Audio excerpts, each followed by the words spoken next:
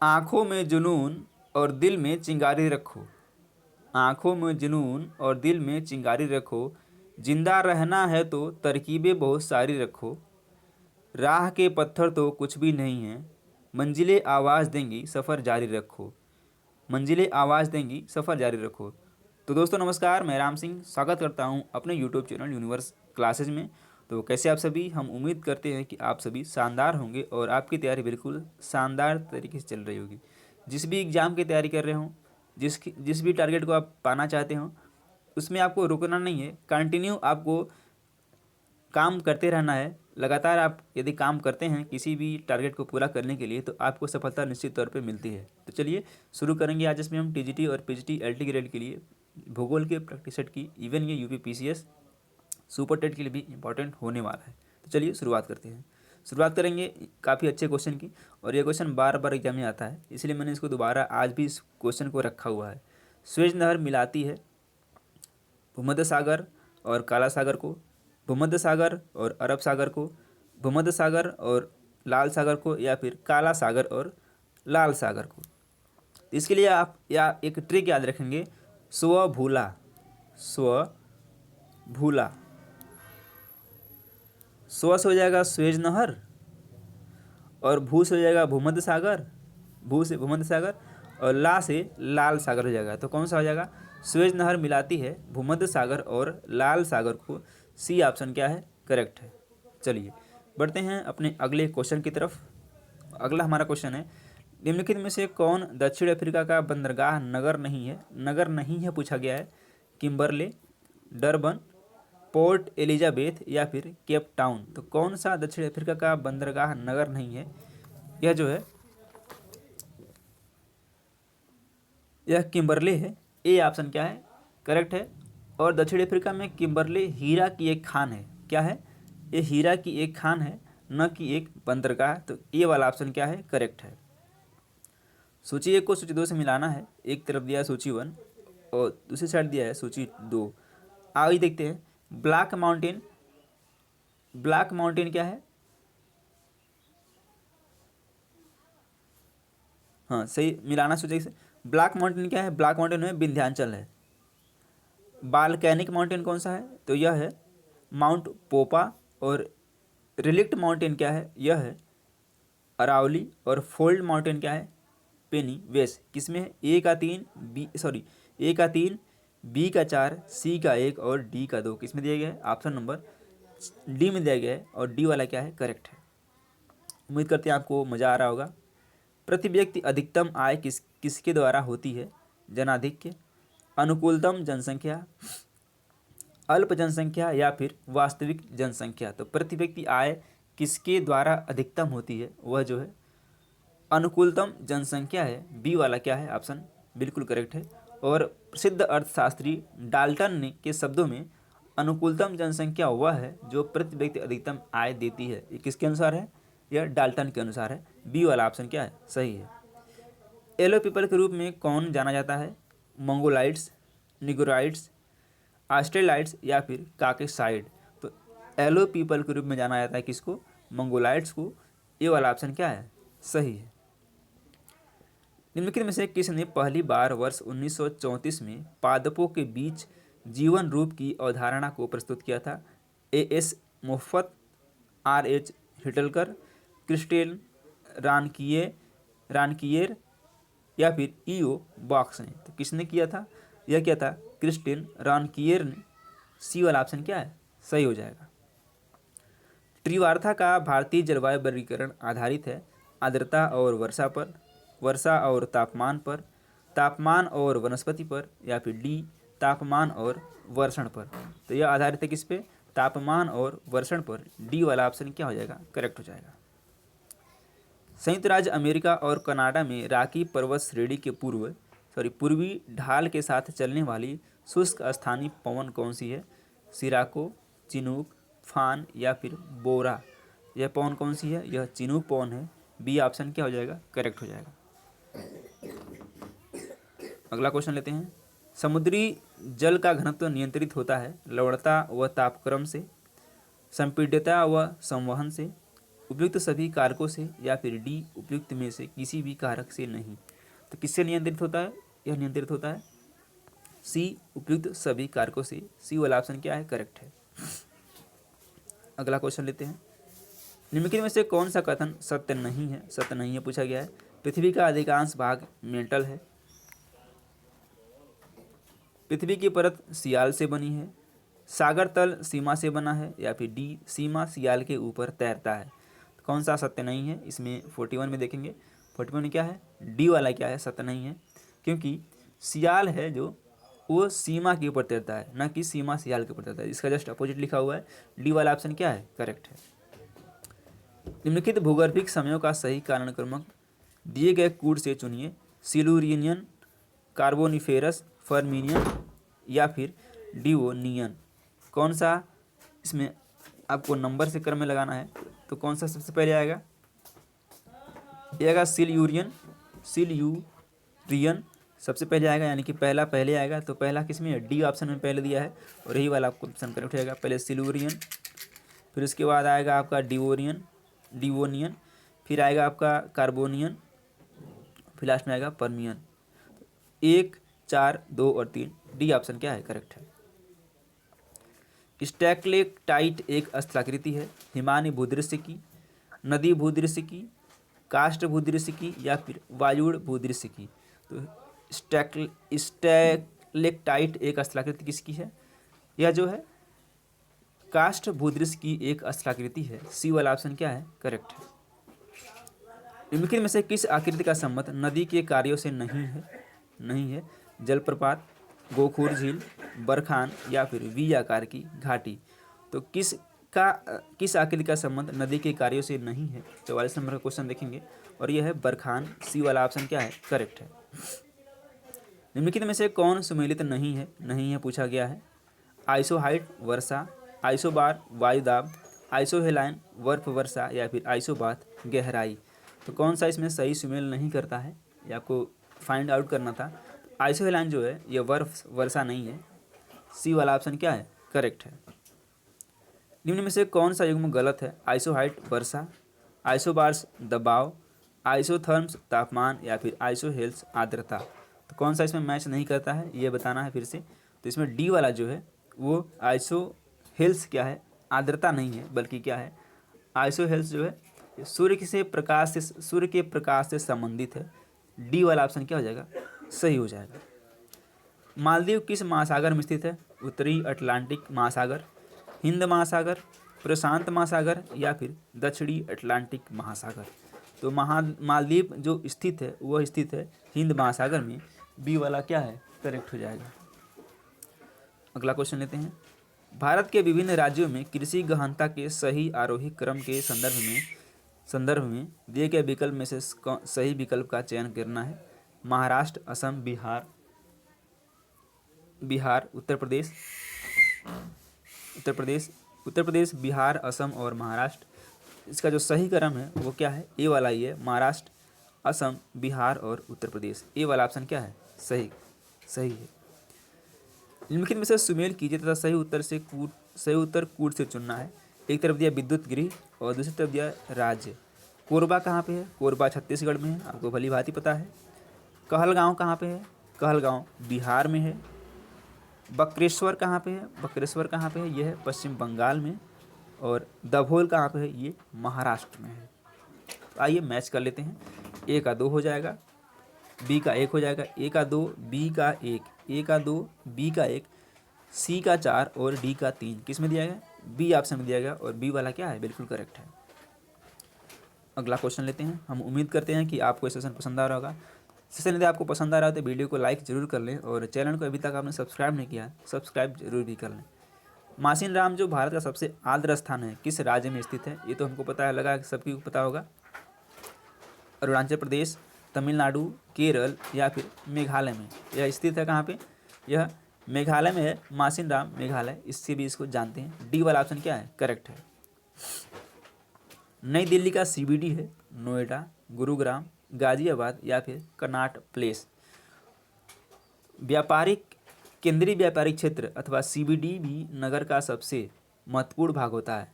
महानगरों में एक से अधिक केंद्रीय व्यापारिक क्षेत्र हो सकते हैं। दिल्ली का चांदनी चौक, कनॉट प्लेस तथा करोल बाग सीबीडी के अंतर्गत आते हैं। तो इसमें से कौन सा नहीं है? बी वाला जो है वो नहीं है। ऑप्शन नंबर पूछा गया नई दिल्ली का सीबीडी कौन सा है, तो इसमें से कनॉट प्लेस है। डी वाला ऑप्शन क्या है? करेक्ट है। इसके अलावा चांदनी चौक और करोल बाग भी सीबीडी हैं दिल्ली के। इनमें से कौन सा एक स्वतंत्र उद्योग है? सीमेंट उद्योग, मोटर गाड़ी उद्योग, लौह इस्पात उद्योग या फिर सूती वस्त्र उद्योग। तो कौन सा स्वतंत्र उद्योग है? वो है मोटर गाड़ी उद्योग। बी वाला क्या है? करेक्ट है। उलांग किस्म की चाय का उत्पादन कहाँ किया जाता है? ताइवान, वियतनाम, ब्राज़ील या फिर भारत में। यह किया जाता है कहाँ पे? ये ताइवान में किया जाता है। ये वाला क्या ऑप्शन करेक्ट है। यूरोपीय युक्त व्यापार संघ की स्थापना कब हुई थी? 3 मई 1958, 3 मई 1960, 3 मई 1963 या फिर 3 मई 1968। यह कब हुआ था? यह हुआ था 3 मई 1960 को। बी वाला क्या है? करेक्ट है। नदियों के डेल्टाओं के सहारे अधिवास किस प्रतिरूप के होते हैं? आर्य प्रतिरूप, तारा प्रतिरूप, पंखा प्रतिरूप या फिर अनियमित प्रतिरूप। कैसे होते हैं? यह होते हैं पंखा प्रतिरूप। सी वाला क्या है? करेक्ट है। जब जहाज अंतर्राष्ट्रीय तिथि रेखा के पश्चिम से पूर्व पार करता है तो उसे उसकी तारीख एक दिन बढ़ जाती है, एक दिन घट जाती है, आधा दिन बढ़ जाती है या फिर आधा दिन घट जाती है। तो क्या होता है? जब जहाज अंतर्राष्ट्रीय तिथि रेखा के पश्चिम से पूर्व पार करता है तो क्या होता है? एक दिन घट जाता है, एक दिन घट जाता है। बी वाला ऑप्शन क्या है? करेक्ट है। नगरी गांव प्रायः पाए जाते हैं भारत में, चीन में, यूएसए में या फिर श्रीलंका में। तो यह पाए जाते हैं यूएसए में। आप देखते इसको समझ पा रहे होंगे। सी वाला क्या है? करेक्ट है। फेरल का नियम संबंधित है वर्षा से, वायु संचार से, रेल मार्ग से या फिर समुद्री मार्ग से। तो जो फेरल का नियम है वह रिलेटेड है वायु संचार से। बी वाला क्या है? ऑप्शन सही है। निम्नलिखित में से कौन सी पर्वत श्रेणी पामीर गांठ से नहीं निकलती है? हिंदुकुश, हिमालय, कुनलुन या फिर खिंगन। कौन सी है? यह है खिंगन। डी वाला क्या है? करेक्ट है। फिर से मैच करना है। एक तरफ दिया है महाद्वीपों का प्राचीन भाग और दूसरी साइड दिया है महाद्वीपों का आधुनिक नाम। कुश द्वीप क्या है? फारस या अफगानिस्तान। क्रौंच द्वीप क्या है? यह है पश्चिमी यूरोप। क्रौंच द्वीप क्या है? पश्चिमी यूरोप। पुष्कर द्वीप क्या है? आइसलैंड है। और शक द्वीप क्या है? ब्रिटिश द्वीप समूह है। ए का 2, बी का 1, ए का 2, बी का 1, सी का 4 और डी का 3। पहला ऑप्शन क्या है? करेक्ट है। निम्नलिखित प्रक्षेपों में से किस पर सीधी रेखा दो स्थानों के बीच की सबसे कम दूरी दर्शाती है? मर्केटर प्रक्षेप, दो मानक अक्षांश प्रक्षेप, नोमोनिक प्रक्षेप या फिर बेलनाकार समक्षेत्र प्रक्षेप। कौन सी है? यह है नोमोनिक प्रक्षेप। सी वाला ऑप्शन क्या है? करेक्ट है। टारा झील संबंधित है सर्क से, मरुस्थल से, बाढ़ का मैदान से या फिर पठार से। तो यह संबंधित किससे है? सर्क से। ए वाला ऑप्शन क्या है? करेक्ट हो जाएगा। तो चलिए हम उम्मीद करते हैं कि आपको यह सेशन पसंद आया होगा। सेशन यदि आपको पसंद आए तो वीडियो को लाइक ज़रूर कर लें और चैनल को सब्सक्राइब करें। पूरा वीडियो देखने के लिए आप सभी का बहुत बहुत धन्यवाद। आपका दिन शुभ हो।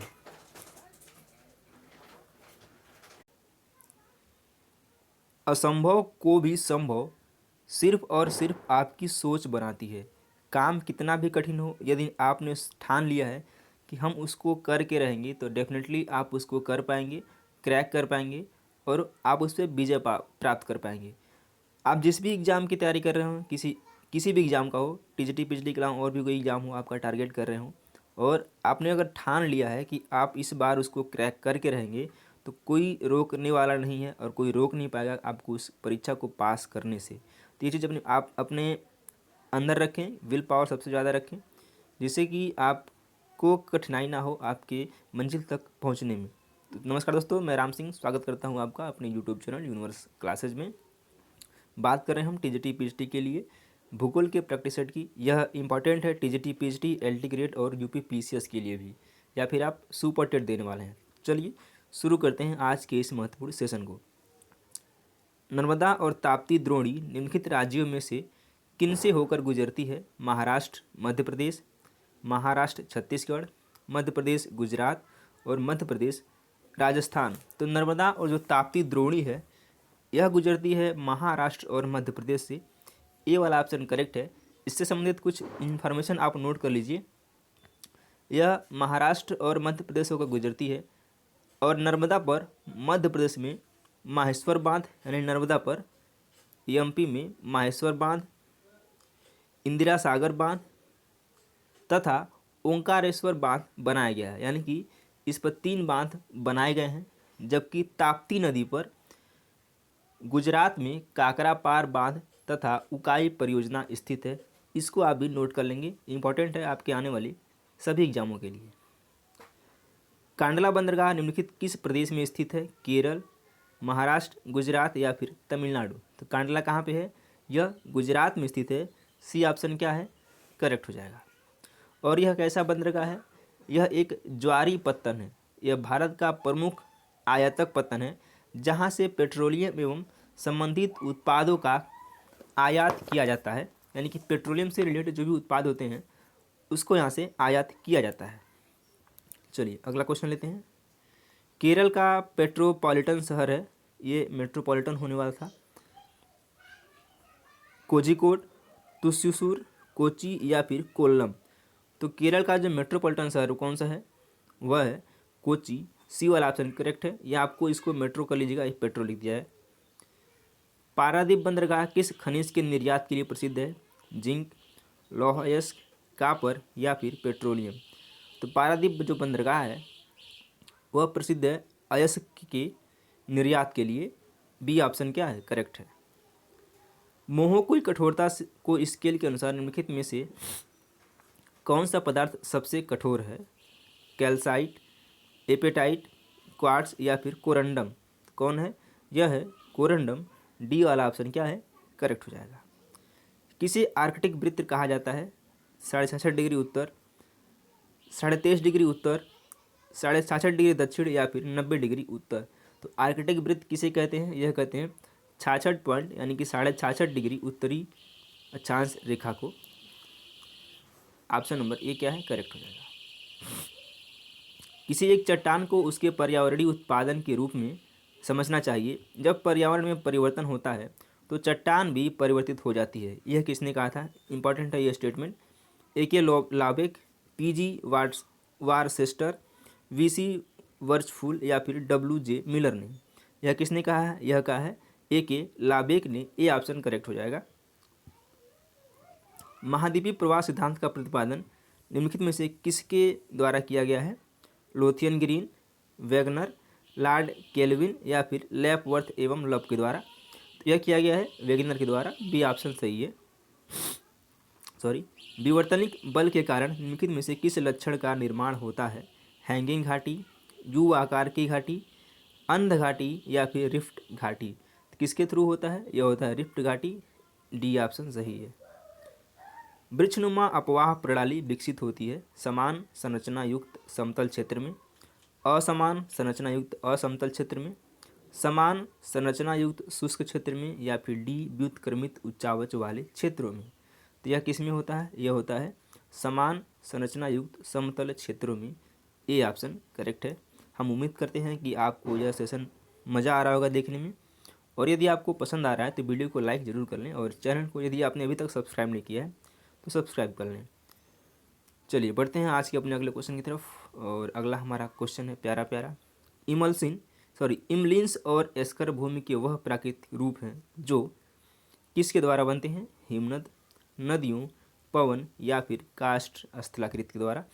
तो यह हिमनद द्वारा बनते हैं। ऑप्शन नंबर ए हमारा सही है।